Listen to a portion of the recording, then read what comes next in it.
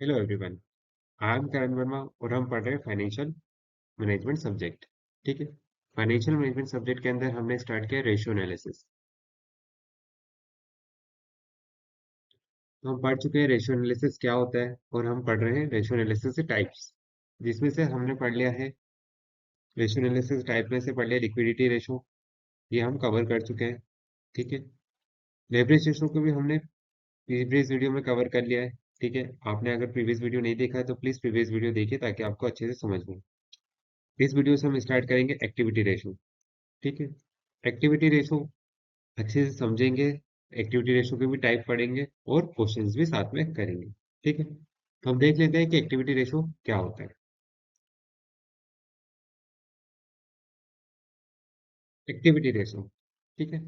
Activity ratio को performance ratio भी बोलते हैं, इफिशिएंसी रेशो भी बोला जाता है और टर्नओवर रेशो भी बोला जाता है। अगर एग्जाम में आपसे पूछा जाए व्हाट इज इफिशिएंसी रेशो तो वो एक्टिविटी रेशो। परफॉर्मेंस रेशो पूछा है तो वो भी एक्टिविटी रेशो। तो आपको ये नाम याद होना चाहिए कि क्वेश्चन के अंदर इन नामों में से कोई सा भी यूज किया जा सकता है। ठीक है।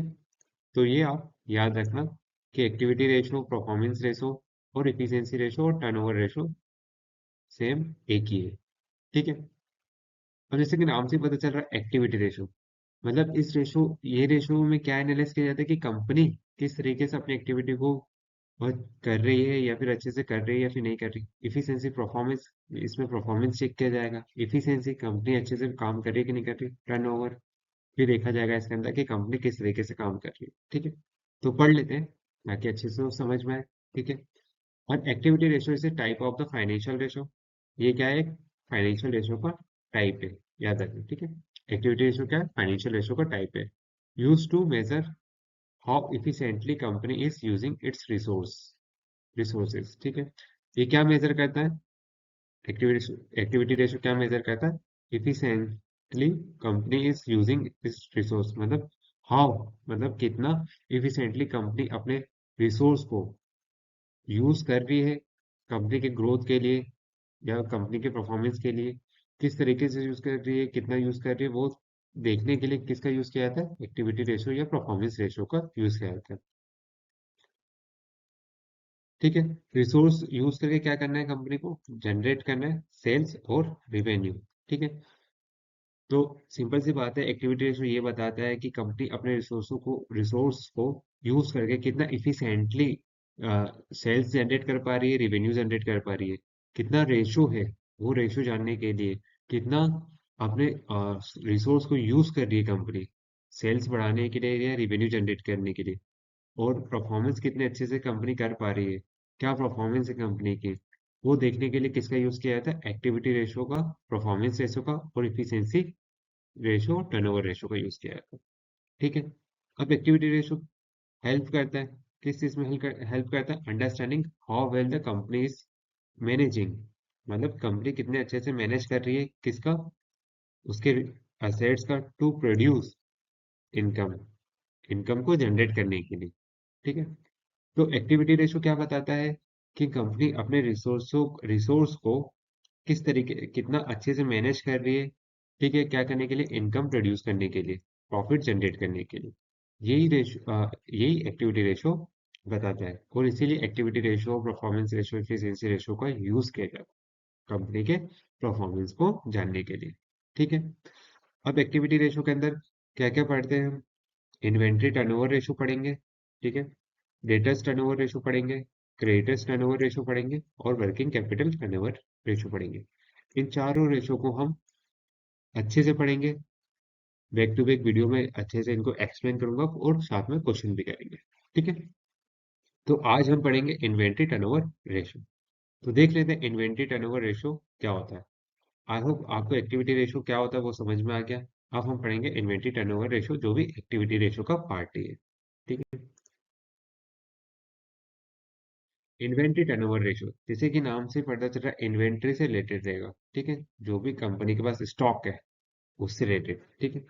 The inventory turnover ratio tell us you how often company sells और replace its inventory over a certain time period. मतलब इन्वेंट्री टर्नओवर रेशियो क्या बताता है कि कंपनी अपने इस इन्वेंट्री को कितनी जल्दी, कितना इजीली वो सेल कर पा रहा है या फिर रिप्लेस कर पा रहा है एज अ सेल्स, ठीक है। जो भी इन्वेंटरी उसके पास है वो कितनी जल्दी सेल्स के अंदर कन्वर्ट कर पा रहा है, ठीक है, रिप्लेस कर पा रहा है एक टाइम पीरियड ड्यूरेशन के अंदर। वो देखने के लिए किसका यूज किया जाता है? इन्वेंटरी टर्नओवर रेशो का यूज किया जाता है, ठीक है। लाइक टाइम पीरियड कितना, एक साल के अंदर या 6 मंथ के अंदर, एक क्वार्टर के अंदर, ठीक है। वो कुछ भी हो सकता है कंपनी के अकॉर्डिंग कितना वो मानती है, ठीक है। इन सिंपल टर्म, अगर सिंपल टर्म में देखें तो क्या बोलते हैं inventory turnover ratio? It's measure of how quickly a business turns its stock into sales। याद रखना, स्टॉक इनटू सेल्स मतलब ये मेजर करता है कि कितनी जल्दी बिजनेस अपने स्टॉक को कन्वर्ट करता है सेल्स के अंदर। वो मेजर करने के लिए क्या किया जाता है? इन्वेंट्री टर्नओवर रेशो निकाला जाता है और इन्वेंट्री टर्नओवर रेशो का यूज किया जाता है, ठीक है। तो इन्वेंट्री टर्नओवर रेशो वो का फॉर्मूला क्या है? Cost of goods sold divided by average cost, ठीक है। इन्वेंट्री टर्नओवर रेशो का फॉर्मूला क्या है? Cost of goods sold divided bye inventory, average inventory, ठीक है। और पढ़ लेते हैं अच्छे से समझने के लिए, ठीक है।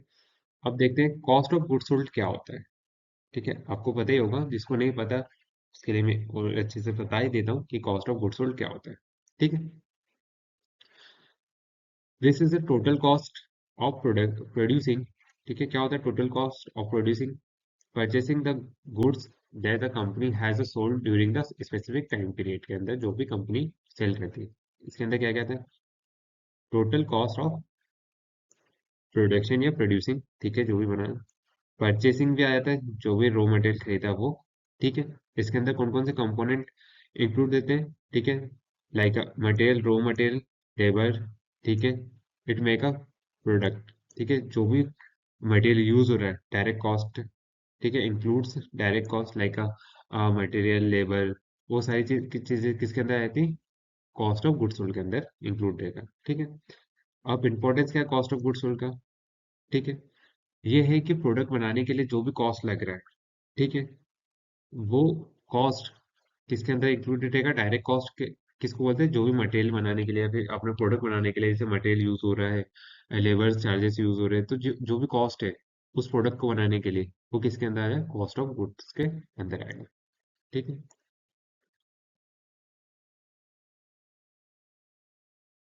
अब हम देखते हैं इन्वेंट्री, एवरेज इन्वेंट्री, ठीक है। अब एवरेज इन्वेंट्री क्या होगा, ठीक है।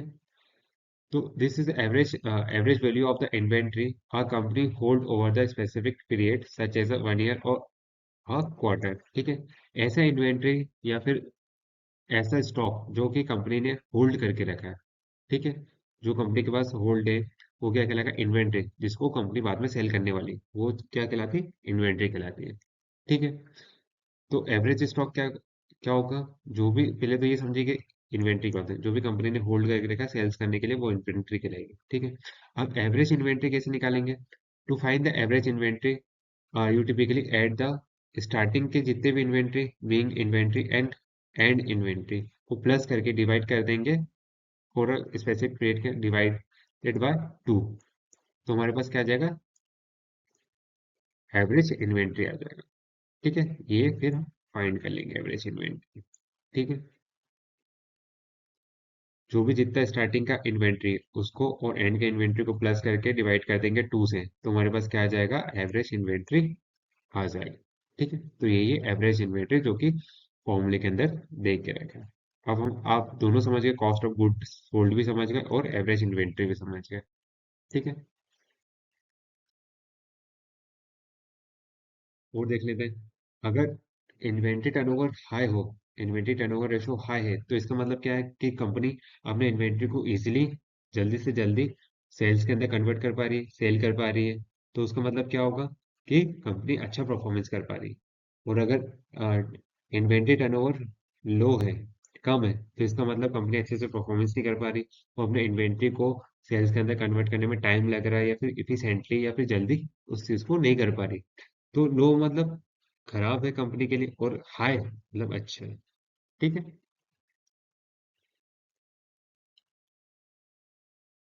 क्वेश्चन भी देख लेते हैं ताकि आपको अच्छे से समझ में आए। ठीक है। क्वेश्चन के अंदर दे के रखा है इन्वेंट्री टर्नओवर रेशियो निकालो। ठीक है।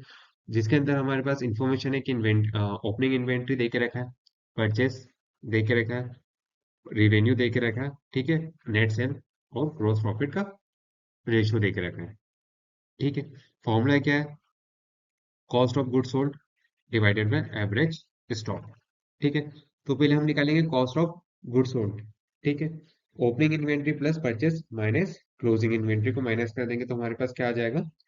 Cost of good sold. ठीक है। कॉस्ट ऑफ गुड सोल्ड आ जाएगा, जैसे कि cost of good sold inventory purchase minus closing inventory. ठीक है। तो हमारे पास कितना है? कॉस्ट ऑफ गुड सोल्ड कितना आ गया? 50,000 था। 50 माइनस कर देंगे क्लोजिंग इन्वेंट्री को। ठीक है। तो क्लोजिंग इन्वेंट्री तो आई थिंक क्वेश्चन में दिया ही नहीं है क्वेश्चन में। ठीक है। क्लोजिंग इन्वेंट्री नहीं दिया है। तो हम क्या करेंगे? कॉस्ट ऑफ ओपनिंग स्टॉक और परचेस को प्लस कर देंगे। ठीक है। कितना है? परचेस ये रहा और ओपनिंग इन्वेंट्री ये रही। तो हमारे पास कितने का? 4,20,000 रुपये क्या आ गया? कॉस्ट ऑफ गुड सोल्ड आ गया। ठीक है। अब क्या निकालना है हमारे पास? एवरेज स्टॉक निकालना है। तो एवरेज स्टॉक निकालने के लिए क्या करेंगे हम? जो भी स्टॉक है उसको 2 से डिवाइड कर देंगे। तो ओपनिंग प्लस क्लोजिंग स्टॉक को प्लस कर देंगे। ठीक है।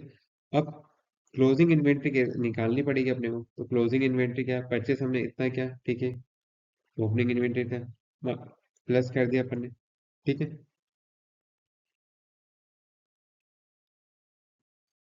और माइनस कर दिया, क्या माइनस कर दिया अपन ने? Cost of good sold. तो हमारे पास क्या आ गया? Closing inventory. ठीक है। अब हमें क्या चाहिए? ओपनिंग चाहिए और क्लोजिंग। ठीक है। ओपनिंग और क्लोजिंग को प्लस करके 2 से डिवाइड कर देंगे तो हमारे पास 35,000 रुपये आ गया। ठीक है। तो कॉस्ट ऑफ गुड सोल्ड भी आ गया, एवरेज स्टॉक भी आ गया। ठीक है। अब फॉर्मूला क्या है? Cost turnover ratio equal to cost of goods sold divided by average stock. तो 4,20,000 डिवाइडेड बाय 35,000 इक्वल टू कितना? ये टाइम के अंदर आएगा कि कितने टाइम के अंदर कंपनी अपने स्टॉक को सेल्स के अंदर कन्वर्ट कर सकती है। तो 12 टाइम्स। ठीक है। तो आई होप आपको अच्छे से समझ में आ गया, क्वेश्चन भी समझ में आ गया, कॉस्ट ऑफ गुड्स सोल्ड क्या होता है, एवरेज स्टॉक क्या होता है और इन्वेंट्री टर्नओवर रेशो क्या होता है। ठीक है। आप अच्छे से समझ रहे हो? आपको अगर वीडियो पसंद आ रही है, आप अच्छे से समझ पा रहे हो या फिर कोई सजेशन है आपको, तो कमेंट सेक्शन में आप लिख दीजिए। ठीक है। Thank you so much.